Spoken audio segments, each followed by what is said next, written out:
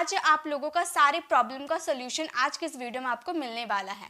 आज मैं आपको पिक्चर के थ्रू, तो आप लोगों को पता है कि किस तरह सीखना है, क्योंकि मैं इससे पहले जो मैंने वीडियोस लेकर आई थी उसमें मैंने आप लोगों को पिक्चर के थ्रू समझाया था, आप लोगों को समझ में आया था।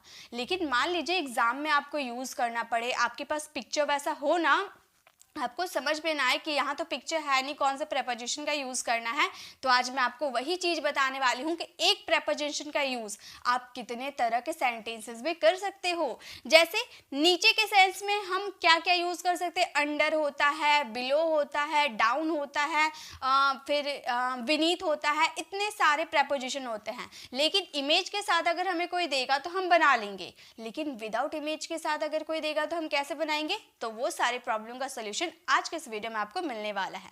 तो चलिए वीडियो को स्टार्ट करते हैं।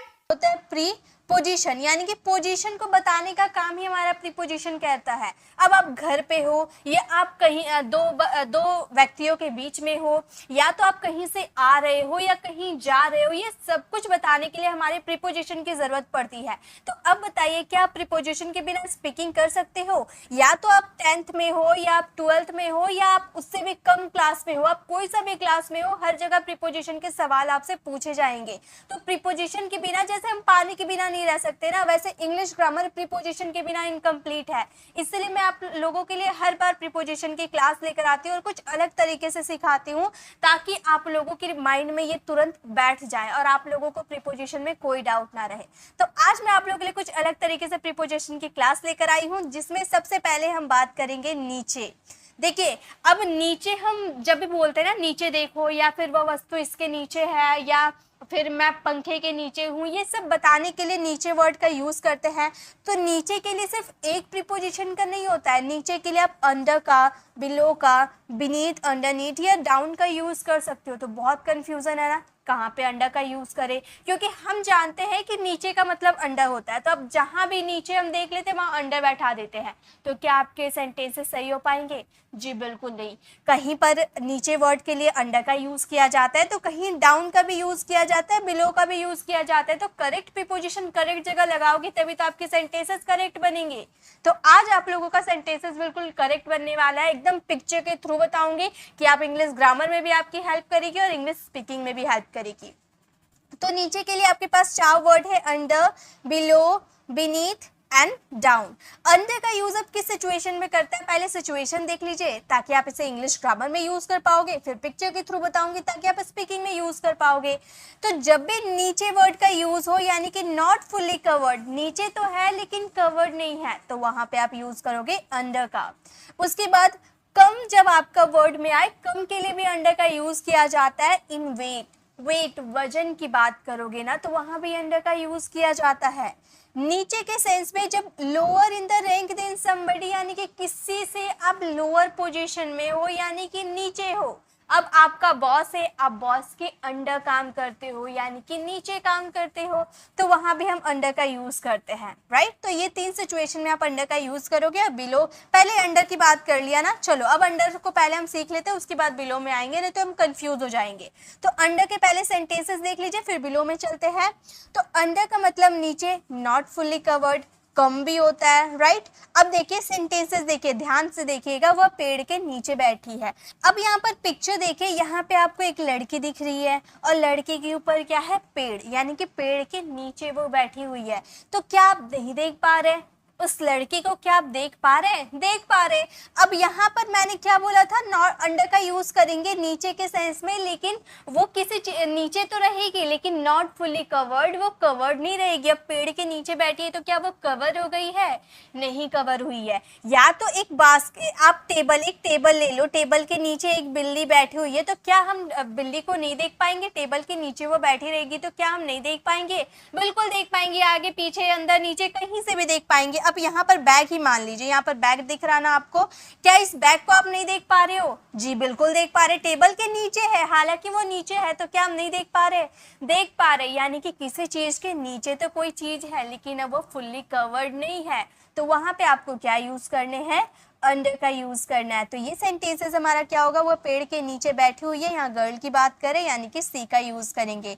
हम बोलेंगे she is sitting she is sitting under the tree. आप सिचुएशन को समझना, ठीक है, कि कहाँ पर किसका यूज होता है। मैंने यहाँ पर इंग्लिश में भी लिख रखा था कि नॉट फुल्ली कवर्ड, यानी कि वो पूरी तरह से कवर्ड नहीं है। तो आपके इंग्लिश ग्रामर में अगर ऐसे वर्ड्स आते हैं तो आप वहाँ पे समझ जाओगे कि यहाँ अंडर का यूज करना है, और पिक्चर के थ्रू तो आप बिल्कुल समझ जाओगे, ठीक है। नेक्स्ट सेंटेंस देखिए, तुम्हारे नीचे कितने लोग काम करते हैं। किसी इंसान से लोअर रैंक की बात करें, यानी कि कोई, अब आपके ऊपर एक मैनेजर है, उसके अंडर आप काम करते हो, या फिर आप किसी कंपनी के मालिक हो, बॉस हो, और आपके अंडर कितने लोग काम करते हैं, यानी कि नीचे, आपके नीचे कितने लोग काम करते हैं। तो इसके लिए तो आप अंडर का यूज करोगे ना, यहाँ पे डाउन का यूज मत कर देना। आप बोलोगे हाउ मैनी, यानी कि रैंक की बात करोगे, आप किसी के नीचे काम करोगे तो वहां पे आप अंडर का यूज करोगे। How many people work under you, under you, ठीक है, यानी कि किसी के नीचे काम करना, यानी कि अंडर का यूज करेंगे। नेक्स्ट देखिए, मेरा बैग टेबल के नीचे पड़ा हुआ है। यहाँ बैग है, उसके ऊपर क्या है, टेबल है, टेबल के नीचे बैग है। तो क्या हम देख पा रहे हैं? जी बिल्कुल देख पा रहे हैं। तो ये सेंटेंस आप खुद से फ्रेम करना और इसका आंसर कमेंट में देना। देखिए मैंने ग्रामर पूरा सिखा रखा है, तो सेंटेंसेस कैसे फ्रेम किए जाते हैं ये आप लोगों को पता होगा। बस आपको यहाँ पर करेक्ट प्रीपोजिशन का यूज करना है। ओके, ये अगर आपको समझ में आ जाते हैं तो इसका प्रैक्टिस क्लास जरूर लेकर आऊंगी, जहाँ पे आपको बहुत सारे सेंटेंसेस के बीच में पहचानना होगा कि कहाँ पे अंडर यूज करना है, कहाँ बिलो यूज करना है। लेकिन पहले आप सीख लो। चलिए आगे देखते हैं। नेक्स्ट, पहले आगे जाने से पहले अंडर तो हमने देख लिया, अब बिलो की बात कर लेते हैं, तभी उसके सेंटेंसेस में जाएंगे, ठीक है। बिलो देखिए, बिलो का मतलब होता है नीचे, इन लेबल, in a list, in the parts of body, यानी कि यहाँ पर हम लेवल की बात करेंगे। जैसे मेरा घर आपके ऊपर वाले फ्लैट में है और आपका उसके नीचे है, ठीक है। मेरा घर ऊपर है, उससे नीचे फ्लैट वाले घर आपका है, यानी कि यहाँ पर लेवल की बात करें। अब मैं बोलूँगी कि आपका घर से ऊपर मेरा घर है, तो या फिर आपका घर से नीचे मेरा घर है, नीचे की बात करें ना, तो आपके घर से नीचे मेरा घर है, यानी कि मैं लेवल की बात कर रही हूँ, राइट। तो लेवल की बात करेंगे तो बिलो का यूज करेंगे। इन अ लिस्ट, अब लिस्ट में मान लो यहाँ पर लिस्ट है जिसमें हम लोगों का रिजल्ट आया है, तो यहाँ पर मेरा, यहाँ पर आपका है, यहाँ पर मेरा है, तो मैं क्या बोलूँगी, लिस्ट में, लिस्ट में आपका नाम से मेरा नाम क्या है, नीचे है, यानी कि लिस्ट की बात करेंगे तो वहाँ भी हम बिलो का यूज करेंगे। इन पार्ट्स ऑफ बॉडी, बॉडी की पार्ट्स की बात करेंगे कि आंखों से नीचे हमारी नाक होती है, ठीक है, तो ये हमारा बॉडी पार्ट्स हो गया। अब बिलो का यूज कम के सेंस में भी किया जाता है। इन लेंथ, लेंथ लंबाई के अकॉर्डिंग हम बिलो का यूज करेंगे। फिर आप वजन की बात करो, हाइट की बात करो, तो वहां भी हम क्या करेंगे, नीचे, ठीक है, नीचे के सेंस में यूज करेंगे। जैसे कि चलिए सेंटेंसेस के थ्रू समझते हैं। बिलो का मतलब होता है नीचे या कम, जैसे वह 5 फीट से कम है, तो यहाँ पर हम क्या बात करें, यहाँ पर हम हाइट की बात करें, हाइट की बात करें ना कि वो 5 फीट से कम है, तो हाइट के सेंस में हम क्या यूज़ करेंगे, बिलो का यूज़ करेंगे। हम बोलेंगे he is below 5 feet, he is below 5 feet, यानी कि वो 5 फीट से नीचे है, कम है ना।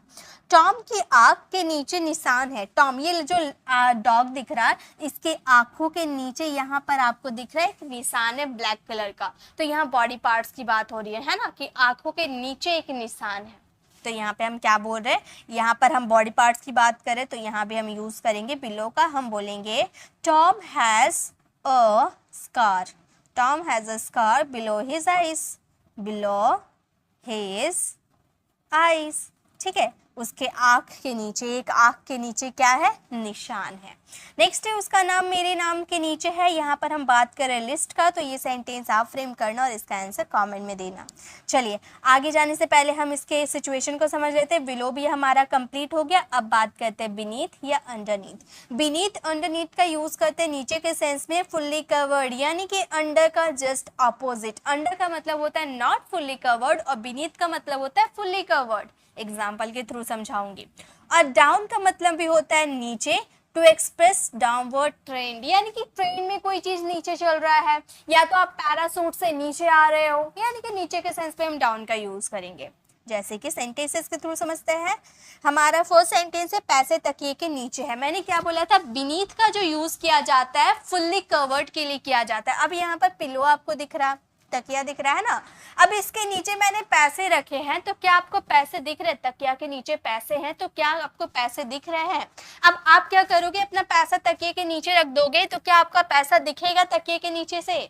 नहीं दिखेगा। या फिर आप कुछ भी किसी चीज के नीचे रख दोगे और वो फुल्ली कवर्ड हो जाता है ना, तो वहां पे हम अंडरनीथ या बीनीथ दोनों में से आप किसी का भी यूज कर सकते हो, ठीक है। तो हम सेंटेंसेस को क्या बोलेंगे? हम बोलेंगे the money is beneath, the money is beneath pillow, मतलब पिलो के नीचे तो पैसा है लेकिन पैसा हमें दिख नहीं रहा, वो फुल्ली कवर्ड है, दैट्स वाई यहाँ पे हमने बीनीथ का यूज किया। नेक्स्ट है नीचे मत देखो तुम्हें चक्कर आ जाएगा। यहाँ नीचे की बात हो रही है, यानी कि नीचे सिंपली नीचे। अब यहाँ पर नॉट फुल्ली कवर्ड या लिस्ट की बात नहीं करे, फुल्ली कवर्ड की बात नहीं करे, जनरली नीचे की बात करे, तो यहाँ पे हम डाउन का यूज करेंगे। ये गर्ल क्या है, सीढ़ियों से ऊपर तो चल गई है लेकिन अब वो नीचे देखे तो उसे चक्कर आ रहा है, यानी कि नीचे की बात हो रही है। तो हम यहाँ पर क्या यूज करेंगे? हम यहाँ डाउन का यूज करेंगे। हम बोलेंगे डोंट, नीचे मत देखो, यानी कि don't look down, don't look down मतलब नीचे मत देखो, तुम्हें चक्कर आ जाएगा। You will get dizzy, dizzy means चक्कर आना। ओके, नेक्स्ट है पेन मेरी कॉपी के नीचे। अब यहाँ पर कॉपी दिख रहा है लेकिन पेन क्या आपको दिख रहा? मैंने इस कॉपी, जो बुक है इसके नीचे ही मैंने पेन रखा है, लेकिन क्या आपको पेन दिख रहा? नहीं दिख रहा ना। तो अब आप बनाओ बीनीथ, अंडरनीथ या डाउन का यूज करें, दोनों में से किसका यूज करें, इसे आप फ्रेम करना, इसका आंसर कमेंट में देना। चलिए आगे देखते हैं। नेक्स्ट हम बात करेंगे, अब नेक्स्ट प्रीपोजिशन में आ जाते हैं ऊपर। अभी हम लोगों ने नीचे देखा ना, नीचे के लिए हम लोगों ने 4 प्रीपोजिशन देखा, under, below, beneath and down. अब हम बात करेंगे ऊपर के सेंस में, यहाँ भी 4 प्रीपोजिशन यूज होता है। पहला over, just opposite under, under का ऑपोजिट आपका ओवर होता है। ओके, अब देखिए यहाँ पर ऊपर के सेंस में हमने ओवर का यूज किया, इसका सेंस देखिए, ऊपर नो टच, जैसे नीचे था लेकिन फुल्ली कवर्ड नहीं था, वैसे ही ऊपर है लेकिन टच नहीं हो रहा है। अब आप जहाँ बैठे हो आपके ऊपर क्या है? फैन है, तो क्या फैन आपके सिर से टच हो रहा है? नहीं टच हो रहा ना, तो हम क्या यूज करेंगे? ओवर। लेकिन इसमें भी कंफ्यूजन है, ओवर का यूज करें ना अवर्ब का यूज करें, ये भी समझना बहुत ही ज्यादा जरूरी है, क्योंकि अवर्ब का मतलब ही होता है ऊपर बट नो टच। ओके, ये सब अब बताऊंगी। पहले ओवर का यूज करेंगे, नो टच, फिर ऊपर के सेंस में करेंगे to move from the higher position, यानी कि मूव करेंगे, ऊपर से आप मूव करेंगे, हायर पोजीशन से आप मूव करेंगे। जैसे आपने काफी बार देखा होगा ना, जैसे एक दीवार है, या फिर आप मान लो आप रस्सी से खेलते होंगे ना, बचपन में हम रस्सी से खेलते थे ना, एकदम रस्सी के ऊपर से तो कूदते थे, लेकिन क्या रस्सी से टच होते थे? टच नहीं होते थे। ये सारे मैं पिक्चर के थ्रू आपको बताऊंगी। और ढकना, टू कवर्ड, या तो हम किसी चीज को कवर करते हैं, अब खाना बनाते हैं तो ऊपर से क्या करते? कवर कर देते हैं, है ना, तो वहां भी हम यूज करेंगे ओवर का। अवर्ब भी देख लीजिए, क्योंकि ओवर और अवर्ब का डिफरेंस भी मैं साथ में बता दूंगी आपको। ओवर का यूज किया जाता है in level, just opposite below, below का ऑपोजिट है अवर्ब। अब बिलो में भी मैंने क्या बोला था, नीचे के सेंस में in level, in list, in body parts, है ना, वैसे एडवर्ब भी यूज होता है ऊपर के सेंस में, in level, in list, in body parts. Okay, ऊपर के सेंस में एब्स्ट्रैक्ट नाउन, जैसे कि प्यार पैसों से ऊपर है या पैसा प्यार से ऊपर है, जो भी आप बोल लो, तो यहाँ पर एब्स्ट्रैक्ट नाउन की बात हो रही है। ठीक है, तो चलिए ओवर एडवर्ब को एग्जाम्पल के थ्रू समझते हैं, ऑन को बाद में देखेंगे, पहले हम बात कर लेते हैं ओवर और एडवर्ब की। यहाँ पे दोनों में एक साथ आपको बता दे रही हूँ। अब देखिए ओवर एडवर्ब का यूज हम करेंगे, इसका डिफरेंस देखिए, ओवर का मतलब भी ऊपर, एडवर्ब का मतलब भी ऊपर। मेरे सिर के ऊपर एक पंखा है, दोनों का एक सेम सिचुएशन है कि ऊपर तो है लेकिन टच नहीं होगा, ये चीज एकदम कॉमन सा है, ये ध्यान रखनी है। अब इसका डिफरेंस देखिए, मेरे सिर के ऊपर पंखा है तो यहाँ पर 2 गर्ल आपको दिख रही है, ये लोग के ठीक सिर के ऊपर क्या है? फैन है, ठीक है ना, ठीक ऊपर है। तो जब कोई चीज, अब मान लो यहाँ आप बैठे हो और आपके ठीक ऊपर में यहाँ पर घड़ी है, घड़ी आपसे टच तो नहीं हो रही लेकिन ठीक ऊपर है, एकदम ठीक ऊपर है, तो यहाँ पे हम यूज करेंगे ओवर। मेरे सिर के ऊपर एक पंखा है, इसके लिए आप सेंटेंस बनाओगे, there is a fan. There is a fan over my head. Over my head means मेरे सिर के ऊपर फैन है, यानी कि ठीक ऊपर है। अब मैं जहाँ बैठी हूँ मेरे सिर के ऊपर, ठीक मेरे सिर के ऊपर फैन है, तो मैं तो यही बोलूंगी ना, there is a fan over my head, है ना। लेकिन मान लो आप जहां बैठे हो, आपके सिर के ऊपर तो फैन है लेकिन थोड़ा साइड में है। एग्जाम्पल देखिए, यहाँ पे लड़की लोग बैठी है, यहाँ पर गर्ल्स, जो दोनों गर्ल्स बैठी है, क्या इसके ठीक ऊपर फैन है? नहीं, साइड में, ऊपर तो है लेकिन थोड़ा साइड में है ना। तो यहाँ पर हम अबव का यूज करेंगे। मेरे सिर के ऊपर एक पंखा है, ये सेंटेंसेस को आप बोलोगे there is a fan, there is a fan above my head, above my head। अब बहुत सारे स्टूडेंट हैं जो बैठे तो है, उनके ऊपर, सिर के ऊपर फैन तो है लेकिन कहीं ओवर में है, कहीं above में है ना। अगर आप कमेंट मुझे लिख के जरूर बताना कि आपके सिर के ऊपर जो पंखा है वहां पर ओवर का यूज करें ना above का यूज करें, मुझे लिख के जरूर बताना आप। ओके, आई थिंक आपको क्लियर हो गया होगा। अब ये सेंटेंस देखिए, लड़की रस्सी से के ऊपर कूदी। अब यहाँ पर जो ये रस्सी आपको दिख रहा होगा, ऐसे हम लोगों ने बचपन में बहुत खेला है ना, यहाँ से रस्सी है, इसके ऊपर से ये कूद रही है, तो इस सिचुएशन में ओवर का यूज करें ना अबव का यूज करें, लिख के जरूर बताइएगा। अगर आपका गलती होगा तो मैं उसे करेक्ट कर दूंगी, ठीक है। तो इसका आंसर कमेंट में जरूर दीजिएगा।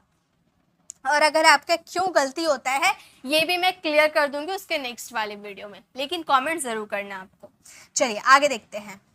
यहाँ पे एडवर्ब और ओवर का क्लियर हो गया। और मैंने क्या बोला था, कवर, यानी कि कोई चीज कवर रहता है। अब मान लो आप अपने कानों के ऊपर आप अपने हाथ रख दोगे तो आपका कान क्या हो जाएगा, कवर हो जाएगा, तो वहां भी आप ओवर का यूज कीजिएगा। ओके, अब बात कर लेते हैं ऊपर का यूज करेंगे ऑन के सेंस में, जो कि बहुत ज्यादा यूज किया जाता है। ये तो बहुत ज्यादा यूज किया जाता है, ऑन यानी कि ऊपर, लेकिन टच होता है।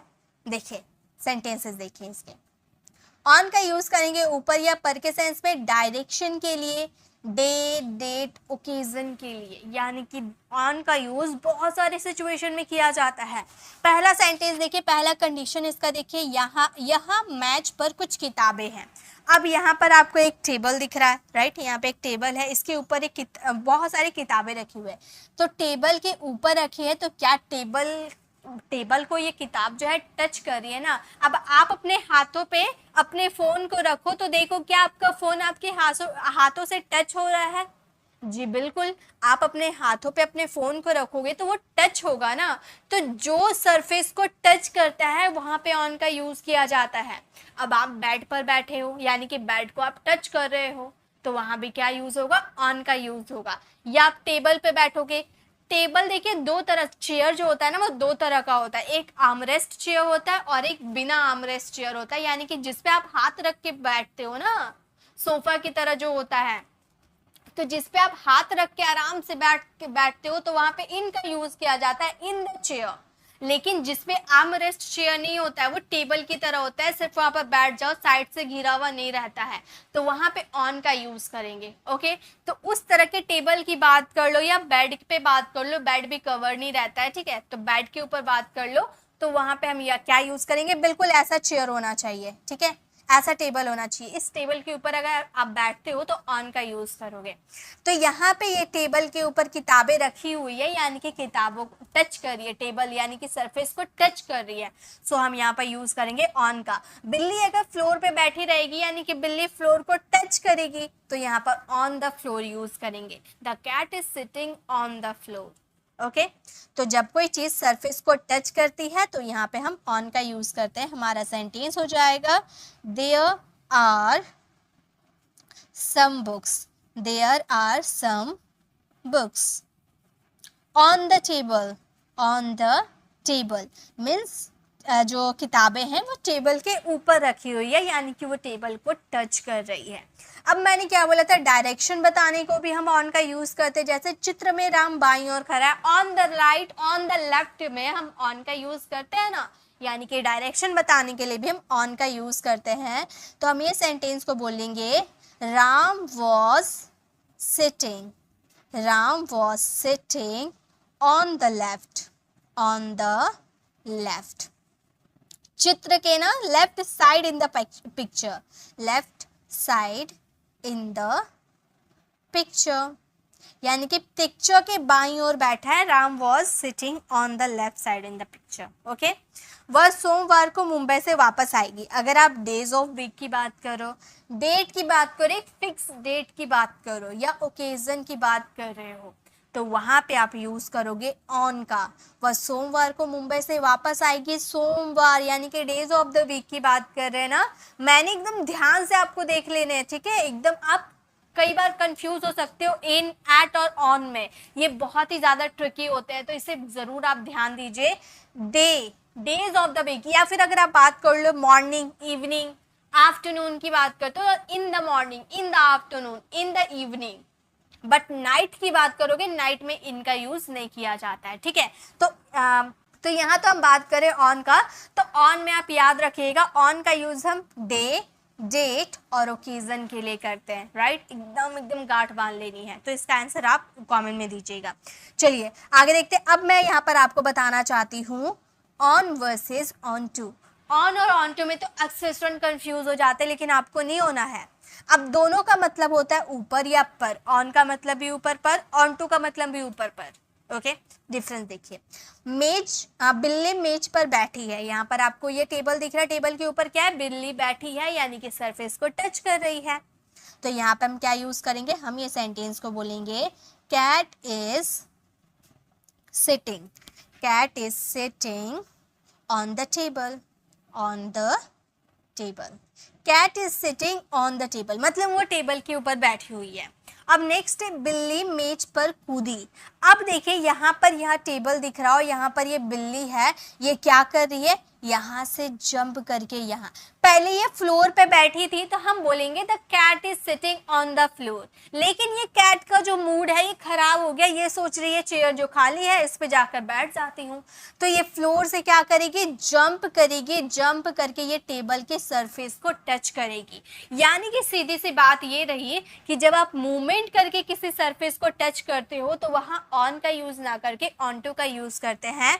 तो हमारा ये सेंटेंस हो जाएगा cat jumped, cat jumped onto the table, onto the table। यानी कि अगर आप मूवमेंट कर रहे हो, मूव कर रहे हो, गति करके आप एक सरफेस को टच कर रहे हो, तो वहां पे हम ऑन टू का यूज करेंगे।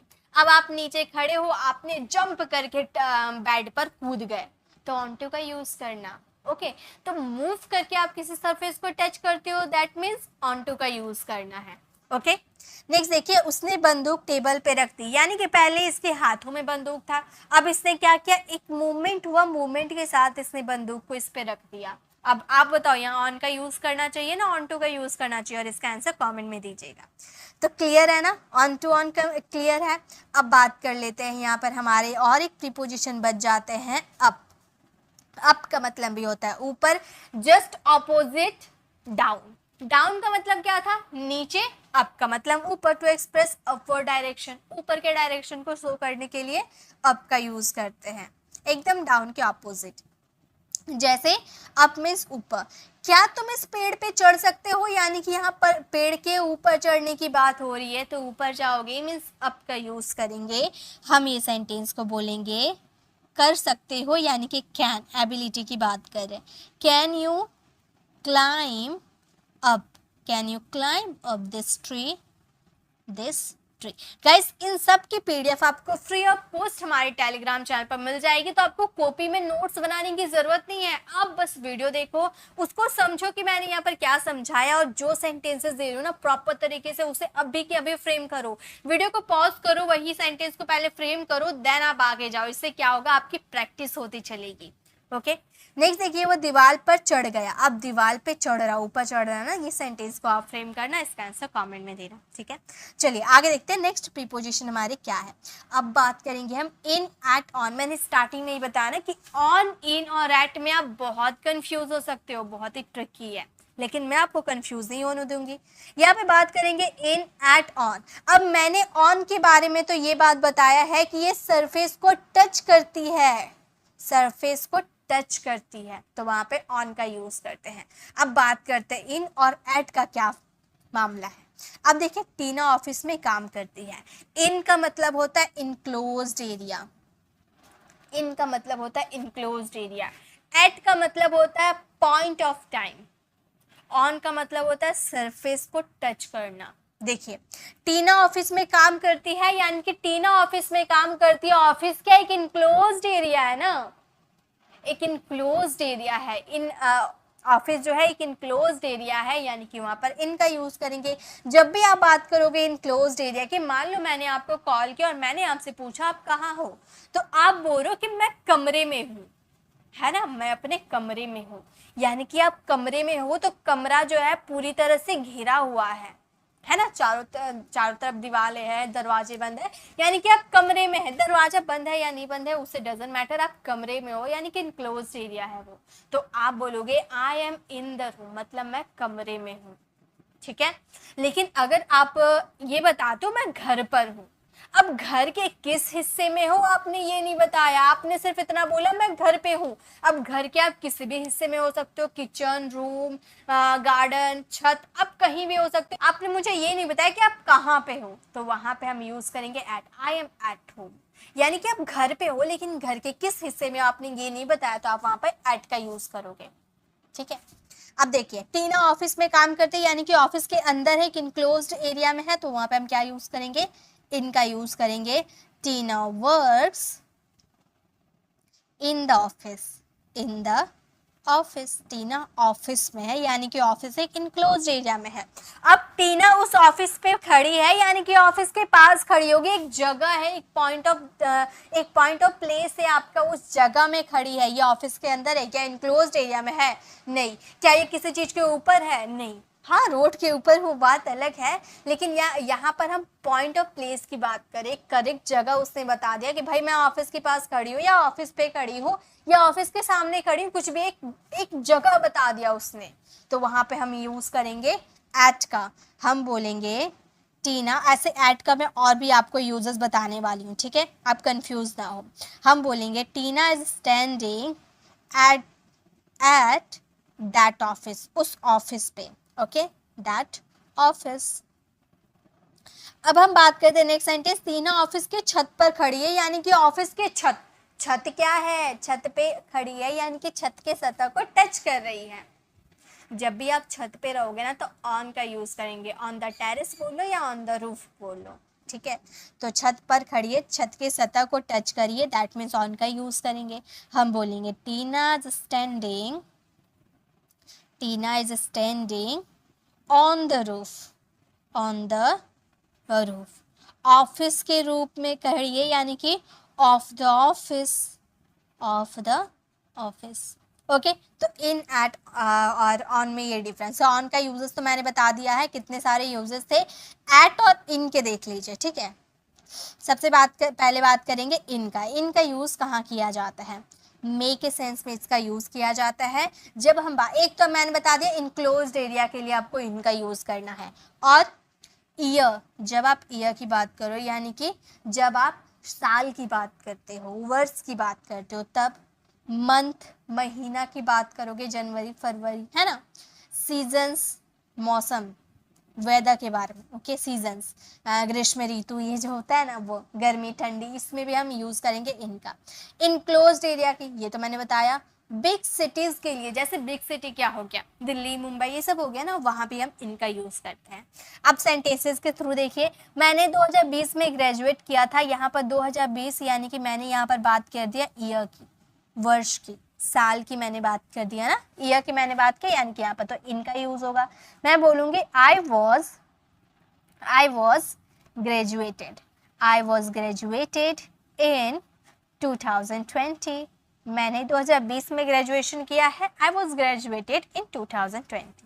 नेक्स्ट, मैं अपना मोबाइल कार में भूल गया। मोबाइल कार क्या है, एक इनक्लोज्ड एरिया है, एक इनक्लोज्ड एरिया में आप अपने मोबाइल को भूल आए, है ना, तो इनक्लोज्ड एरिया है, इसलिए वहां पर इनका यूज करेंगे। हम बोलेंगे आई forgot my mobile, I forgot my mobile in the car, in the car, मैं कार में अपना मोबाइल भूल गया, यानी कि I forgot my mobile in the car।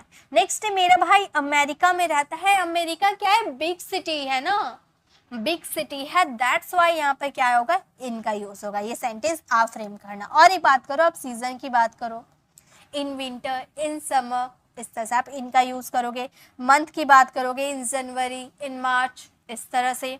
In close area तो बता दिया, बिग सिटी। या फिर आप बात करते हो ना एक पार्ट्स ऑफ द डे की बात करते हो, यानी कि मॉर्निंग हो गया आपका, ठीक है, याद रखिएगा मॉर्निंग, इवनिंग, इवनिंग की बात कर लो, या फिर आफ्टरनून की बात कर लो। इन सब में क्या यूज़ होता है, इन सब के पहले आपको यूज़ करने होते हैं इनका, ठीक है, इन सब के पहले आपको इनका यूज़ करना होता है। क्लियर है? चलिए इन बस इतना ही सिचुएशन में यूज़ होता है, आप बस ये याद रखिएगा, इन आपका क्लियर हो जाएगा। चलिए अब हम बात कर लेते हैं एट का। एट का भी यूज़ मे के सेंस में किया जाता है स्मॉल प्लेस के लिए। जैसे मैंने क्या बोला कि बिग सिटीज़ के लिए इनका यूज़ किया जाता है ना, उस बिग सिटी के बीच में जो एरिया पड़ता है ना, उसके लिए हम एट का यूज़ करते हैं। जैसे कि दिल्ली के बीच में आपका पड़ गया जामिया नगर, या फिर उत्तर प्रदेश के बीच में आपका पड़ गया रामपुर, है ना। तो ये क्या है, एक बड़े सिटी के बीच में एक छोटा सा प्लेस हो गया, है ना, छोटा सा जगह हो गया, उसके लिए एट का यूज़ करेंगे। पॉइंट ऑफ टाइम या फिर पॉइंट ऑफ प्लेस की बात कर लो, वहाँ भी आपको एट का यूज़ करना है।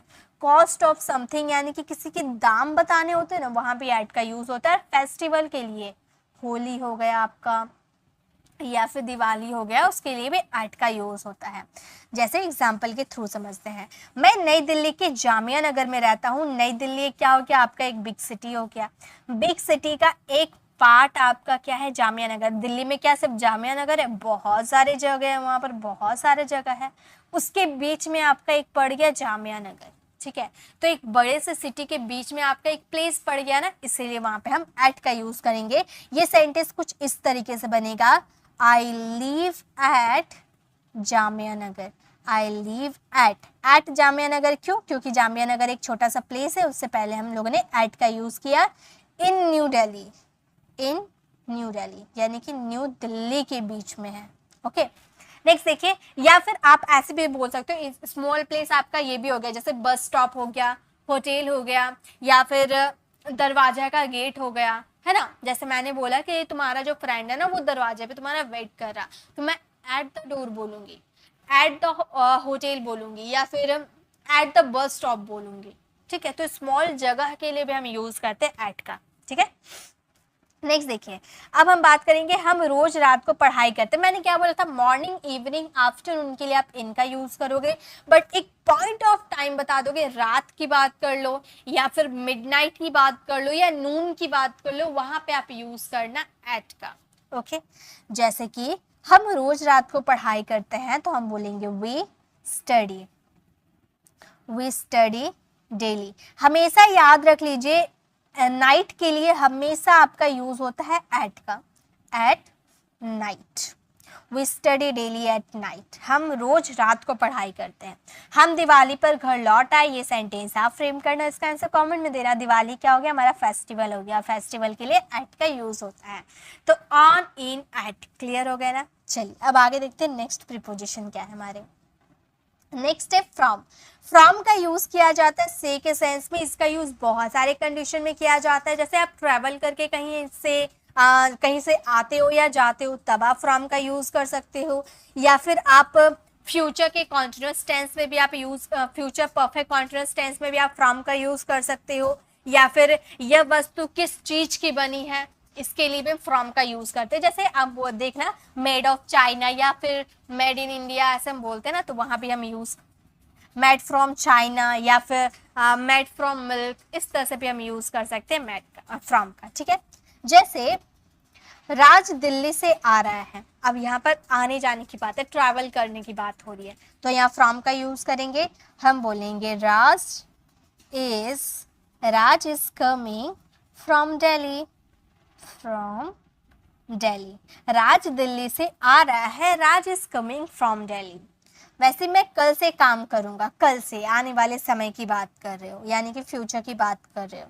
फ्यूचर में फ्रॉम का यूज होता है जब आप एक एक्यूरेट टाइम बता देते हो ना, जहाँ पे सिंस का यूज करते हैं ना प्रेजेंट और पास्ट में, वहीं पर आप फ्रॉम का यूज करते हो फ्यूचर के लिए। ओके, हम बोलेंगे I will work from tomorrow, I will work from tomorrow.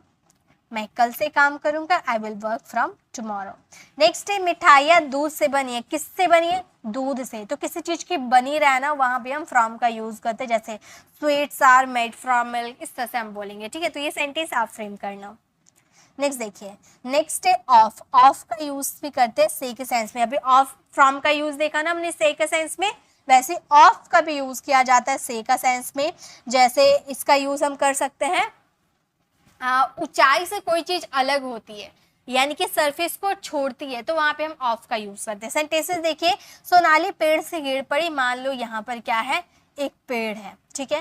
पेड़ के ऊपर सोनाली चढ़ी हुई थी, अब क्या हुआ, सोनाली गिर रही है। सोनाली गिर रही है यानी कि एक ऊंचे प्लेस से, एक ऊंचे स्थान से वो नीचे उस जगह को छोड़ रही है। या फिर मैंने आपको छत्ता से मैंने आपको छत से धक्का दे दिया, तो छत से आप क्या हो रहे, नीचे अलग हो रहे, सरफेस को छोड़कर आप अलग हो रहे हो।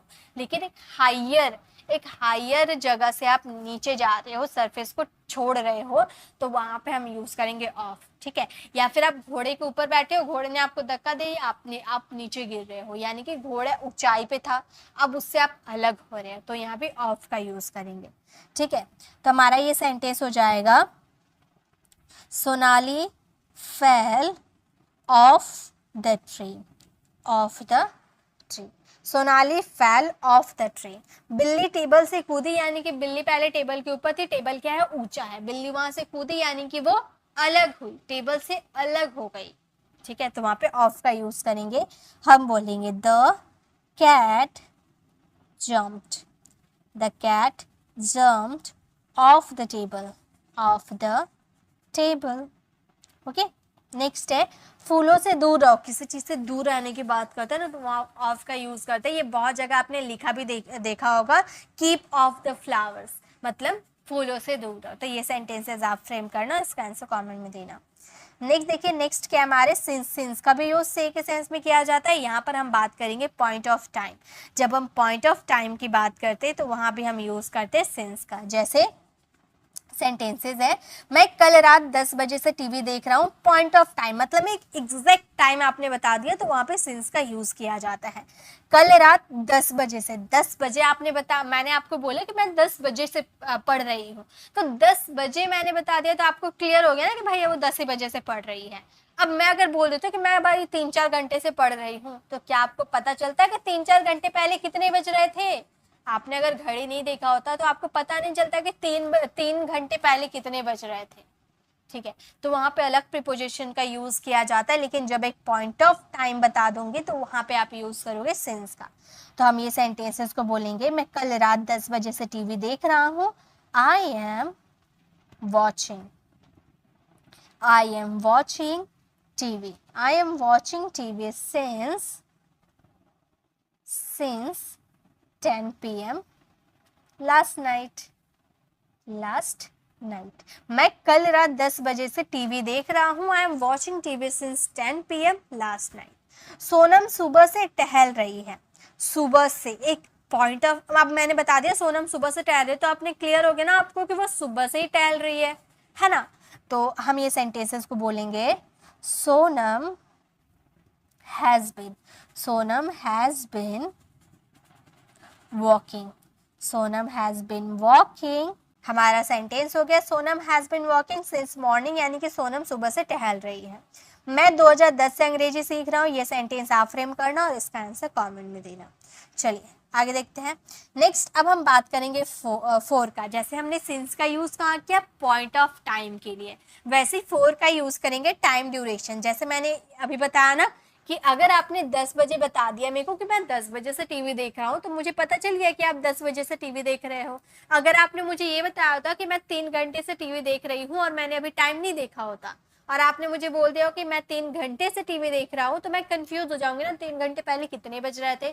तो उस वाले सिचुएशन, जब आप 3 घंटा मुझे बोल दिए, यानी कि मैं सोचने पे मजबूर हो गई, वहां पे हम फोर का यूज करेंगे, यानी कि ड्यूरेशन ऑफ टाइम के लिए, ठीक है, टाइम पीरियड के लिए। जैसे राज 5 घंटे से पढ़ रहा है, 5 घंटे पहले कितने बज रहे थे, कंफ्यूज हो जाओगे ना, तो फोर का यूज करना। आप ये सेंटेंस को बोलोगे, Ram has been studying. Ram has been studying for 5 hours, for 5 hours. Next है सोनम घूमने के लिए जाती है। अब फॉर का यूज से के सेंस में थोड़ी किया जाता है, के लिए के सेंस में भी तो किया जाता है। मैं ये गिफ्ट तुम्हारे लिए लाया हूँ, मैं इंग्लिश सिर्फ तुम्हारे लिए सीख रहा हूँ, तुम्हारे लिए, के लिए यानी कि फॉर। तो सोनम घूमने के लिए जाती है, किस लिए जाती है? घूमने के लिए। तो हम बोलेंगे Sonam goes for a walk, for a walk. Okay, next है यह मिठाई अब बच्चों के लिए है। ये सेंटेंस आप फ्रेम करना और इसका आंसर कमेंट में देना। चलिए आगे देखते हैं। नेक्स्ट हम बात करेंगे विद का। विद का यूज से के सेंस में किया जाता है और के साथ के सेंस में किया जाता है। विद यानी कि किसी टूल्स की बात करोगे ना, जैसे कि सब्जी को चाकू से काटो, तो चाकू क्या हमारा टूल्स, एक औजार, एक हथियार है, तो वहां पे विद का यूज करेंगे। जैसे सेंटेंसेस देखिए, हम तुम्हारे साथ है, तो के साथ के सेंस में तो विद का यूज किया ही जाता है। तो हम बोलेंगे वी आर, एक minute, we are with you, we are with you, हम तुम्हारे साथ है, वी आर विद यू। ठीक है, नेक्स्ट तुम्हें उसे चाकू से काटना चाहिए। मान लो आप एप्पल कब से काटे जा रहे हो, कट ही नहीं रहा, तो आप बोल रहे हो कि आपको वो जो सेब है उसे चाकू से काटना चाहिए। ठीक है, तो चाकू से काटना चाहिए, चाकू हमारा क्या है, टूल्स है। तो हम ये सेंटेंसेस में टूल्स की बात करोगे तो विद का यूज किया जाता है। या फिर आप जब लेटर लिखते हो तो यानी कि पेन से लिखते हो, पेन भी एक तरह से आपका एक औजार ही हो गया, जिसके थ्रू एक नुकीली चीज ही हो गई, है ना, तो वहां भी हम विद का यूज करेंगे। I write a letter with a pen, मैंने पेन से एक पत्र लिखा। ओके, तो विद का यूज आप किसी टूल्स, औजार के लिए करते हो। ओके, तो तुम्हें उसे चाकू से काटना चाहिए, तो आप बोलोगे यू शुड, आपने एडवाइस दिया ना, दैट्स वाई यहाँ पे शुड का यूज हुआ। You should cut it, you should cut it with a knife, with a knife. You should cut it with a knife, यानी कि तुम्हें उसे चाकू से काटना चाहिए। क्या तुम मेरे साथ जॉब कर सकते हो? अब यहाँ पर साथ का सेंस आ रहा है, यानी कि विद का यूज होगा। ये सेंटेंस आप फ्रेम करना और इसका आंसर कमेंट में देना। चलिए आगे देखते हैं नेक्स्ट क्या है। नेक्स्ट हम बात करेंगे बाय। बाय का मतलब भी होता है से। अभी हमने कितने देख रहे हैं ना, फ्रॉम, सिंस देखा, ऑफ देखा, फॉर देखा, विद देखा, सबका हिंदी मीनिंग से था। और बाय का मतलब भी से होता है, के द्वारा भी होता है, तक भी होता है। से यानी कि जब आप किसी व्हीकल से ट्रेवल करोगे ना, बस से या फिर किसी भी व्हीकल से, ट्रेन से, किसी भी व्हीकल से आप ट्रैवल करोगे तो बाय का यूज करोगे। के द्वारा यानी कि पैसिव वॉइस जब हम बनाते हैं तो वहां भी बाय का यूज होता है। और तक, एक आपका डेडलाइन हो जाता है, वहां भी हम बाय का यूज करते हैं। ठीक है, जैसे मैं यहाँ ट्रेन से आया, मैं यहाँ ट्रेन से आया, तो आप क्या बोलोगे? आप बोलोगे I came here by train, यानी कि ट्रेन का एक व्हीकल है, वाहन है। ठीक है, तो इसीलिए हम वहां पर बाय का यूज किए। नेक्स्ट है राज अपने बड़े भाई के द्वारा पीटा गया। राम किसके द्वारा पीटा गया? अपने बड़े भाई के द्वारा। ये पैसिव वॉइस है, तो ये सेंटेंस आप फ्रेम करना। नेक्स्ट है वह सुबह 6 बजे से निकल जाएगा। एक आपने टाइम तक, सुबह 6 बजे तक निकल जाएगा, उसी टाइम तक निकल जाएगा। तो हम ये सेंटेंस को बोलेंगे he will leave, he will leave by 6 o'clock, by 6 o'clock, 6 बजे तक, in the morning, in the morning, वह सुबह 6 बजे तक निकल जाएगा। he will leave by 6 o'clock in the morning। Okay, तो बाय का यूज से, के द्वारा या तक के सेंस में किया जाता है। नेक्स्ट देखिए, नेक्स्ट क्या है। अब फिर से हम बात करेंगे थ्रू का, जिसका हिंदी मीनिंग से ही होता है, इसका भी हिंदी मीनिंग से होता है। इसका यूज करते हैं वह छेद के माध्यम से देख सकता है। अब मान लो किसी इनक्लोज्ड एरिया में इस पार से इस पार तक कोई वस्तु गया, तो वहां पे हम थ्रू का यूज करते हैं। अब मान लो यहाँ पे एक विंडो है, ठीक है। अब बाहर क्या, बहुत सारे बच्चे खेल रहे थे, ठीक है, बाहर बहुत सारे बच्चे क्रिकेट खेल रहे थे। अब किसी एक बच्चे ने जोर से मारा शॉट। अब क्या हुआ, जो बॉल है खिड़की को बाहर से तोड़ते हुए, खिड़की को तोड़ते हुए आगे आ गया, रूम में आकर गिर गया। यानी कि बाहर आप यहाँ पर खेल रहे थे, आपने जोर से बॉल को मारा कि बॉल पूरा खिड़की को तोड़ते हुए रूम में आकर गिर पड़ा। यानी कि खिड़की क्या है, एक इनक्लोज्ड एरिया है ना, खिड़की तो एक इनक्लोज्ड एरिया है, और इन इनक्लोज्ड एरिया में बाहर से कोई वस्तु अंदर आई या अंदर से कोई वस्तु बाहर गई, यानी कि सिंपली बात ये रही कि किसी इनक्लोज्ड एरिया से इस पार से उस पार जाना, यानी कि वहाँ थ्रू का यूज किया जाता है। अब मान लो एक बहुत ही मोटा सा पाइप है, एक बच्चा क्रॉल करते हुए आया, अब इस पार से पाइप के आगे वाले पार से होते हुए वो दूसरी साइड निकल गया, यानी कि पाइप से होते हुए निकल गया। पाइप क्या इनक्लोज्ड एरिया है, तो किसी इनक्लोज्ड या फिर टर्नल से, टर्नल बना होता है ना गाड़ी जिसके अंदर से गुफा जैसी होती है, तो गाड़ी क्या होती है इस पार से उस पार टर्नल से होते हुए जाती है, यानी कि किसी इनक्लोज्ड एरिया से इस पार से उस पार जाना, यानी कि थ्रू का यूज किया जाता है। हम इस छेद के माध्यम से अंदर देख सकते हैं, मान लो यहाँ पर दीवार में क्या है, एक छेद है, हम अब छेद से इस पार से उस पार देख सकते हैं ना, छेद के थ्रू देख सकते हैं, यानी कि थ्रू देख सकते हैं, माध्यम से देख सकते हैं, ठीक है। तो हम ये सेंटेंस को बोलेंगे he can see, he can see inside through this hole, through this hole, voice hole यानी कि इस छेद के माध्यम से अंदर देख सकता है, he can see inside through this hole। पानी इस पाइप से गुजर रहा है, यानी कि किसी इनक्लोज्ड एरिया से पानी गुजर रहा है ना, तो ये सेंटेंस पे थ्रू का यूज होगा, ये सेंटेंस आप फ्रेम करना। चलिए नेक्स्ट देखते हैं, नेक्स्ट क्या है। अब हम बात करेंगे बिटवीन। बिटवीन का मतलब होता है के बीच, बिटवीन मीन्स के बीच। अब दो ऑब्जेक्ट या दो पर्सन के बीच में रहने की बात होगी तो वहां पे हम यूज करेंगे बिटवीन। मान लो यहाँ पर एक बॉक्सेस है, यहाँ भी एक बॉक्सेस है, और यहाँ पर एक कैट बैठी हुई है, यानी कि दो ऑब्जेक्ट, दो बॉक्स है, दो बॉक्सेस के बीच एक कैट है, तो वहां पे between the two boxes use करेंगे। The cat is sitting between two boxes, ठीक है, इस तरह से, यानी कि दो बक्सों के बीच में। तो दो ऑब्जेक्ट या दो पर्सन के बीच में रहने की बात करोगे तो बिटवीन का यूज होता है। पुस्तक दो टेबलों के बीच रखा हुआ है, यानी कि दो टेबल है, टेबल के बीच में किताब रखा हुआ है, यानी कि बीच में दो ऑब्जेक्ट के बीच में है, तो वहां पे बिटवीन का यूज करेंगे। हम ये सेंटेंस को बोलेंगे book is lying, book is lying between two tables, two tables। दो पुस्तक दो टेबलों के बीच रखा हुआ है, book is lying between two tables. 8 बजे से 8:30 बजे तक हमसे संपर्क करें, ये सेंटेंस आप फ्रेम करना और इसका आंसर कमेंट में देना। यहाँ भी देखिए टू ऑब्जेक्ट या टू पर्सन के बीच में रहने की मैंने बात किया तो वहां पर बिटवीन का यूज होगा।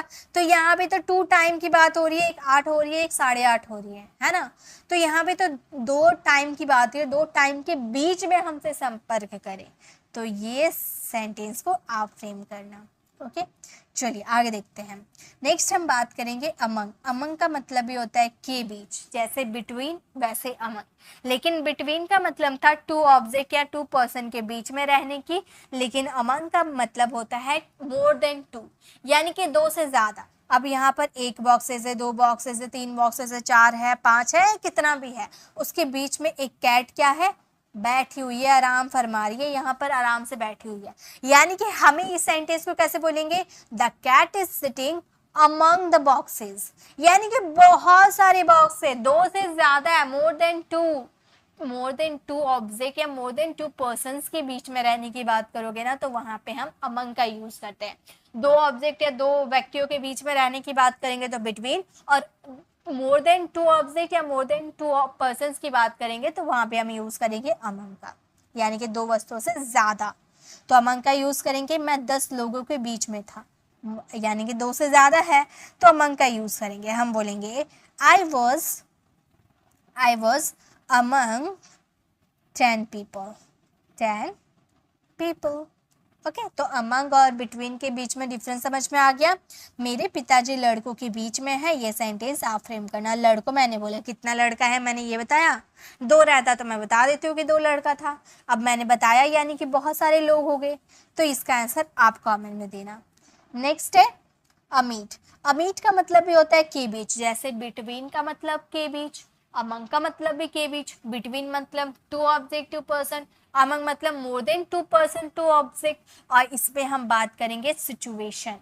अब बहुत बार ऐसा सिचुएशन आता है ना जिसके बीच आप फंस जाते हो, जैसे मैं ट्रैफिक के बीच फंस गया, या फिर यहाँ पे के बीच आया ना, मैं ट्रैफिक के बीच फंस गया। अब आप कंफ्यूज हो जाओगे, ट्रैफिक, 2 ट्रैफिक था या मोर देन 2 था, कंफ्यूज हो जाओगे ना। बीच देख के तो आपके माइंड में यही क्लिक होगा, बिटवीन या अमंग, दोनों में से क्या यूज करें। क्या आपने अमिड सोचा था? नहीं सोचा होगा। अगर आपको पता नहीं होगा तो आपने नहीं सोचा होगा। तो आप सोचना, सिचुएशंस की बात करोगे ना तो वहां पर अमंग और बिटवीन का यूज नहीं, अमिड का यूज होता है। या मैं बुरी स्थितियों के बीच में फंस गया, तो आप सोचने लगोगे 2 स्थिति थे या 2 से ज्यादा स्थिति थे, तो वो सब सोचने की जरूरत नहीं है। सिचुएशन मीन्स अमिड, सिचुएशन के बीच में आप फंस रहे हो यानी कि अमिड का यूज करेंगे। जैसे मैं ट्रैफिक के बीच फंस गई थी, यानी कि I was stuck, I was stuck amid the traffic, amid the traffic. Okay, तो इस तरह से आप सिचुएशन के बीच में फंसोगे तो amid का यूज करना। मैं बुरी स्थिति के बीच फंस गया हूँ, ये सेंटेंस आप फ्रेम करना। बुरी स्थिति यानी कि सिचुएशन के बीच में फंसना यानी कि amid का यूज करना है। ओके, तो अब कंफ्यूज नहीं होना है आपको। चलिए आगे देखते हैं, नेक्स्ट क्या है हमारे। अब हम बात करेंगे ड्यूरिंग। ड्यूरिंग मीन्स होता है दौरान, टिल का मतलब होता है तक, एक्सेप्ट का मतलब होता है छोड़कर। ड्यूरिंग मतलब किसी समय की बात करेंगे, किसी समय के दौरान। टिल का मतलब होता है एक डेडलाइन होता है, इतने बजे तक आपको ये काम कंप्लीट कर देने हैं। और एक्सेप्ट का मतलब एक चीज को छोड़कर बाकी चीज आपको पसंद है। जैसे इस एग्जाम्पल के थ्रू बताती हूँ, आपको क्लियर हो जाएगा। जैसे मैं छुट्टियों के दौरान न्यूयॉर्क शहर में था, यानी कि छुट्टियों के बीच, है ना, छुट्टियों के दौरान मीन्स उस समय के बीच में आप न्यूयॉर्क में थे। तो यहाँ पर आप किसी समय के बीच की बात करो, आपके सेंटेंस में के दौरान आ जाएंगे, तो वहां पे आप ड्यूरिंग का यूज करोगे। तो हम ये सेंटेंसेस को बोलेंगे, I was in New York, I was in New York city, New York city during vacation, vacation के दौरान, छुट्टियों के दौरान, यानी कि उस छुट्टियों के बीच में मैं न्यूयॉर्क शहर में था। I was in New York city during vacations. मैं 7 बजे तक खेलूंगा, यानी कि एक डेडलाइन है। 7 बजे से पहले आप वो काम छोड़ सकते हो, लेकिन 7 बजे के बाद नहीं। अब आपने अपनी मम्मी से प्रॉमिस किया कि मम्मी प्लीज मैं 7 बजे तक ही खेलूंगा, उसके बाद नहीं खेलूंगा। भले पहले आप 6 बजे तक आपका खेलना खत्म हो जाता है, हो जाएगा, लेकिन 7 बजे के बाद नहीं। आपका ये एक डेडलाइन है, डेडलाइन से पहले आपको वो काम फिनिश करना। जैसे आपने मुझे कोई काम दिया, मेरे बॉस हो, आपने मुझे काम दिया कि तुम्हें ये मंडे तक ये जो असाइनमेंट है ये सबमिट कर देने हैं। अब मंडे तक ही मेरी डेडलाइन है, संडे को कंप्लीट हो जाएगा, संडे को दे दूंगी, सैटरडे को कंप्लीट हो जाएगा, सैटरडे को दे दूंगी, लेकिन मंडे के बाद नहीं दे सकती। ट्यूसडे को सोचूंगी तो ट्यूसडे को नहीं दे सकती, संडे तक या मंडे तक दे सकती हूँ। ओके, वो हमारा डेडलाइन है। तो यहाँ पर हम यूज करेंगे टिल का। तो हमारा ये सेंटेंस हो जाएगा, I will play, I will play till 7 o'clock, 7 o'clock। मैं 7 बजे तक खेलूंगा, I will play till 7 o'clock। यह विद्यालय रविवार को छोड़कर हर दिन खुलता है, यानी कि ये सेंटेंस में को छोड़कर यानी कि ऐसा है। अब ये सेंटेंसेस का मतलब क्या हुआ? यह विद्यालय रविवार को छोड़कर हर दिन खुलता है, यानी कि रविवार एक्सेप्ट संडे, संडे को छोड़कर बाकी सब दिन खुलता है। अब मान लो आप कपड़े खरीदने गए, अब शॉपकीपर ने आपको बहुत सारे कपड़े दिखा दिए, अब आपको उसमें से एक कपड़ा पसंद आया, आप वो कपड़े को साइड करके बोल रहे हो इस कपड़े के अलावा, मतलब इस कपड़े को छोड़कर मुझे कोई पसंद नहीं आया, या फिर इस कपड़े के अलावा भी आ सकता है, को छोड़कर भी आ सकता है। मतलब आपको सिर्फ यही कपड़ा पसंद है, बाकी नहीं पसंद है, इस कपड़े को छोड़कर कोई पसंद नहीं आया, ठीक है, यानी कि एक्सेप्ट दिस ड्रेस। ओके, यानी कि यहाँ पर एक्सेप्ट का यूज होता है को छोड़कर या के अलावा, जैसे। तो ये सेंटेंस आप फ्रेम करना। आई होप आपको समझ में आ गया होगा क्या मैंने समझाने की कोशिश की। आप इसे फ्रेम करना, अगर गलती होता है तो मैं इसे नेक्स्ट क्लास में मेंशन कर दूंगी, ठीक है। चलिए, आप लोगों के लिए एक सेंटेंस तो होना चाहिए ताकि आप लोग इसे फ्रेम करो। नेक्स्ट है अगो। अगो का मतलब होता है पहले, देन का मतलब होता है से या के अपेक्षा, विदिन का मतलब होता है अंदर। पहले के सेंस में अगो का यूज करेंगे, देन यानी कि यहाँ पर हम कंपेयर करेंगे। कंपेयर, जैसे मैं तुमसे लंबा हूं या मैं तुमसे बेहतर हूं, तो यहाँ पे हम कंपेयर कर रहे हैं ना कि तुम मुझसे अच्छे नहीं हो, मैं तुमसे बेहतर हूँ, तो कंपेयर कर रहे हैं, तो यहाँ पे देन का यूज करेंगे। विद इन यानी कि अंडर, यानी कि आप मम्मी को बोलते हो ना, मम्मी मैं 5 मिनट के अंदर घर पहुंच जाऊंगा, यानी कि 5 मिनट के अंदर ही पहुंच जाऊंगा, इस समय के अंदर ही पहुंच जाऊंगा, तो विद इन का यूज करेंगे।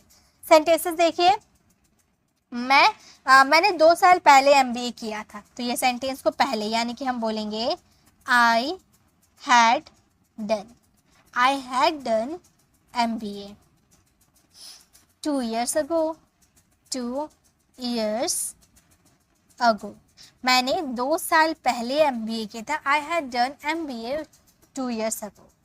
मैं तुमसे बेहतर हूँ, यानी कि देन का यूज करेंगे, कंपेयर कर रहे हैं, I am better than you, ये सेंटेंस आप फ्रेम करना। नेक्स्ट है, मैं 5 घंटे के अंदर वापस आ जाऊंगा, 5 घंटा यानी कि 5 घंटे के अंदर ही पहुंच जाऊंगा, है ना, तो ये सेंटेंस विद इन 5 hours का यूज करेंगे। हम बोलेंगे I will come back, I will come back with in 5 hours, with in 5 hours, मैं 5 घंटे के अंदर पहुंच जाऊंगा, I will come back with in 5 hours। ठीक है, तो इस तरह से आप तीनों प्रीपोजिशन का यूज कर सकते हैं। नेक्स्ट देखिए, नेक्स्ट हमारा प्रीपोजिशन है टूवर्ड्स या टूवर्ड, दोनों एक ही है, ठीक है, बात एक ही है। अबाउट यानी कि के बारे में, टूवर्ड्स या टूवर्ड का मतलब होता है की ओर, एक डायरेक्शन बता रही हूँ, और अबाउट का मतलब होता है के बारे में। जैसे मैं मंदिर की ओर जा रहा हूँ, मैंने ये नहीं बोला कि मैं मंदिर जा रही हूँ। जैसे मान लो यहाँ पे हमारा क्या है, एक मंदिर है, ठीक है, यहाँ पे मैं घंटी भी लगा, ये एक हमारा मंदिर है, ठीक है। अब मम्मी ने पूछा कि कहाँ जा रही हो, तो मैंने बोला कि मैं मंदिर की ओर जा रही हूँ। मैंने ये नहीं बोला कि मैं मंदिर जा रही हूँ, मैंने बोला कि मैं मंदिर की ओर जा रही हूँ। मान लो मंदिर से होते हुए मैं एक मार्केट में, मैं यहाँ मार्केट में पहुंच गई, मंदिर के पीछे मार्केट है, तो मैं मंदिर से होते हुए जा रही हूँ। तो मैंने मम्मी को ये नहीं बताया कि मैं मार्केट जा रही हूँ, मैंने मम्मी को बोला कि मैं मंदिर की ओर जा रही हूँ, तो मैं वहां पर टूवर्ड्स या टूवर्ड का यूज करूंगी। लेकिन अगर मुझे ये बोलना होता है कि मैं मंदिर ही जा रही हूँ, यानी कि आप सीधे मंदिर ही जाओगे, तो वहां पे टू का यूज करेंगे, I am go to temple, मैं मंदिर जा रही हूँ। अब अगर मैं बोलूंगी कि मैं मंदिर की ओर जा रही हूँ, तो मैं बोलूंगी आई am going towards the temple, towards यानी कि मंदिर की ओर जा रही हूँ, ठीक है। ये सेंटेंस को मैं बोलती आई am going towards, I am going towards the temple. तो अगर मैं टेम्पल की ओर जाती हूँ, यानी कि टेम्पल नहीं जाती हूँ, टेम्पल की ओर जाती हूँ, तो मैं बोलूँगी आई am going towards the temple. लेकिन अगर मैं टेम्पल ही जाती हूँ, तो मैं टूवर्ड्स की जगह क्या यूज करूँगी, टू का, I am going to the temple. Okay, clear. Next है, मैं उसके बारे में सब कुछ जानता हूँ, के बारे में यानी कि अबाउट का यूज करेंगे। तो हम क्या बोलेंगे, हम बोलेंगे I know everything, I know everything, मैं सब कुछ जानती हूँ, I know everything about him, about him, मैं उसके बारे में सब कुछ जानता हूँ, I know everything about him. तुम मुझे अपने देश के बारे में बताओ, तो के बारे में, ये सेंटेंस को आप फ्रेम करना। ओके, चलिए आगे देखते हैं। नेक्स्ट और लास्ट प्रीपोजिशन है हमारी बिहाइंड, का मतलब होता है पीछे, आफ्टर का मतलब होता है के बाद, विदाउट का मतलब होता है के बिना। बिहाइंड यानी कि जनरली पीछे की बात करते हो तो हम बिहाइंड का यूज करते हैं। जैसा मेरे घर के पीछे एक पेड़ है, तो बिहाइंड का यूज करेंगे। आफ्टर यानी कि के बाद, जैसे शुक्र के बाद शनिवार आता है, तो हम आफ्टर का यूज करेंगे। विदाउट यानी कि हम पानी के बिना नहीं रह सकते, यानी कि विदाउट का यूज करेंगे, है ना। जैसे कि मेरे घर के पीछे एक पेड़ है, तो पीछे की बात करें तो क्या यूज करेंगे, बिहाइंड का। हम ये सेंटेंस को बोलेंगे there is a tree, there is a tree behind my house, behind my house, मेरे घर के पीछे एक पेड़ है, there is a tree behind my house. Next है, यानी कि पीछे की बात करोगे तो बिहाइंड का यूज करोगे, ठीक है।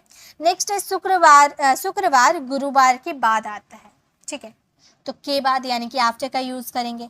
तो हम ये सेंटेंस को बोलेंगे Friday comes, Friday comes after Thursday, Thursday यानी कि फ्राइडे के बाद गुरुवार आता है, सॉरी शुक्रवार गुरुवार के बाद आता है, फ्राइडे कम्स आफ्टर थर्सडे। हमें बिना टिकट के यात्रा नहीं करनी चाहिए, यानी कि बिना के बिना, विदाउट टिकट। ओके, तो ये सेंटेंस आप फ्रेम करना और इसका आंसर कमेंट में देना। जैसे हम पानी के बिना नहीं जी सकते, मतलब मैं पानी के बिना नहीं जी सकती, I can't live without water, है ना। तो के बिना यानी कि विदाउट। तो इस तरह से आप सेंटेंसेस बना सकते हो। तो ये थे हमारे आज के सारी प्रीपोजिशन। देखिए इस वीडियो में मैंने काफ़ी सारी प्रीपोजिशन सिखाया है। अगर आप ध्यान से अगर एक ही वीडियो को पूरा एकदम ऑनेस्टी के साथ अपना 1 घंटा लगाकर इसे देखते हो ना, तो आपको सारे प्रीपोजिशन समझ में आ जाएंगे। और इसकी प्रैक्टिस तो करना ही है, क्योंकि बिना प्रैक्टिस तो आप कुछ नहीं कर सकते। प्रैक्टिस तो आपको करना पड़ेगा। तो इसे प्रैक्टिस कीजिएगा और इसका आंसर कमेंट में दीजिएगा। तो आप बताइए, जो मैंने होमवर्क दिया है उसे ज़रूर फ्रेम कीजिएगा और मुझे कमेंट में ज़रूर बताइएगा कि आपको ये प्रीपोजिशन की क्लास कैसे लगी। आपको कुछ नया, आपको कुछ यूनिक तरीके से सीखने को मिला, यानी कमेंट में ज़रूर बताइएगा। आप अगर एक कमेंट करते हो, एक अच्छा प्यारा सा कमेंट करते हो, तो उसे बाकी स्टूडेंट देखेंगे। क्योंकि हम जब कोई वीडियो को जब ओपन करते हैं तो वहाँ पर पहले हम कमेंट को देखते हैं कि क्या क्या कमेंट है, कैसा रिस्पॉन्स है। कमेंट बढ़िया रहेगा तो हम वीडियो को पूरा देखते हैं, वरना हम छोड़ देते हैं। तो कमेंट ऐसा कीजिए, अगर आपको लगता है, मैं ज़बरदस्ती नहीं बोल रही हूँ कि आपको कमेंट करना है, अगर आपको लगता है कि मैंने पूरी शिद्दत से आपको प्रीपोजिशन की क्लास अच्छे से करवाई है, आपको समझ में आया है, तो एक प्यारा सा कमेंट ज़रूर कीजिएगा, ताकि आपका कमेंट देखकर बाकी स्टूडेंट भी इसे ज्वाइन करें। और जितना आप कमेंट करोगे ना, उतना ये वीडियो का रिच बढ़ेगा और बहुत सारे स्टूडेंट के पास जाएगी। तो कमेंट ज़रूर कीजिएगा और इसे शेयर करना तो बिल्कुल भी मत भूलिएगा, क्योंकि प्रीपोजिशन, स्पीकिंग और ग्रामर सभी के लिए इम्पॉर्टेंट है। ठीक है, तो अगर आपको वीडियो पसंद आई तो लाइक कीजिएगा, और अगर आप हमारे चैनल पर नए हैं और मेरे पढ़ाने का तरीका आपको पसंद आया तो सब्सक्राइब कर आने वाले बेल आइकन को ज़रूर प्रेस कीजिएगा, ताकि रोज़ आने वाली वीडियोस की नोटिफिकेशन आपको समय पे मिलती रहेगी। मैं हर दिन आपको ऐसे ही बढ़िया तरीके से आपको समझाने की कोशिश करती हूँ, और मैंने टेंसेस, मॉडल्स, हर टॉपिक मैंने इतनी बढ़िया से ही एक्सप्लेन करके आपको बताया। तो अगर आप मॉडल सीखना चाहते हो ना, तो लेफ्ट साइड क्लिक करके आप हमारे मॉडल्स वाली वीडियो को ज़रूर देखिएगा, आपको काफ़ी कुछ सीखने को मिलेगा। और मेरा समझाने का तरीका बिल्कुल ईजी होता है, बिल्कुल सरल तरीका होता है, ताकि हर स्टूडेंट को समझ में आए। और राइट साइड क्लिक करके अगर आप हमारे पॉडकास्ट में जाते हो, तो पॉडकास्ट में आप देख सकते हो, या फिर आप हमारे प्लेलिस्ट में जाकर जिस भी टॉपिक पे आपको कंफ्यूजन है ना, वो टॉपिक देख सकते हो। या तो आप हमारे चैनल पर जाइएगा, पॉडकास्ट में आप जाइएगा, वहाँ पे आपको एक 30 डेज की इंग्लिश स्पीकिंग कोर्स मिलेगी, एक आपको 60 ग्रामर रूल्स का कोर्स मिलेगा, एक 15 डेज एडवांस इंग्लिश स्ट्रक्चर की कोर्स मिलेगी, एक 10 डेज एडवांस इंग्लिश स्ट्रक्चर की कोर्स मिलेगी। मतलब हर कोर्स को, अगर आप एक कोर्स को भी ज्वाइन करते हो ना, तो आपको काफ़ी कुछ सीखने को मिलेगा। लेकिन अगर आपकी ग्रामर वीक है, तो या तो आप 30 डेज इंग्लिश स्पीकिंग कोर्स को ज्वाइन करो, या 60 ग्रामर रूल्स को ज्वाइन करो। दोनों में से कोई कोर्सेज को ज्वाइन कर सकते हो। दोनों में मैंने बहुत ही अच्छे से इंग्लिश की ग्रामर को सिखाया है। दोनों में से कोई भी कोर्सेज को ज्वाइन करते हो ना, तो आपको आपकी ग्रामर की टेंशन तो भूल ही जाओ, और ग्रामर कंप्लीट हो जाएगा। तो या तो आप 15 डेज एडवांस इंग्लिश स्ट्रक्चर के कोर्स को ज्वाइन कर सकते हो, या 10 डेज एडवांस इंग्लिश स्ट्रक्चर के कोर्स को ज्वाइन करोगे। 15 डेज की कोर्स को ज्वाइन करोगे तो ज़्यादा मिलेगा, 10 डेज के कोर्स को ज्वाइन करोगे तो उसमें कम मिलेगा। ओके, तो इस तरह से आप पॉडकास्ट के जरिए आप वीडियोस को लगातार सीक्वेंस बाय देखोगे ना, तो आपकी इंग्लिश इंप्रूव हो जाएगी। तो मिलते हैं नेक्स्ट ऐसे इन्फॉर्मेटिव वीडियोस के साथ। Till then bye bye, take care.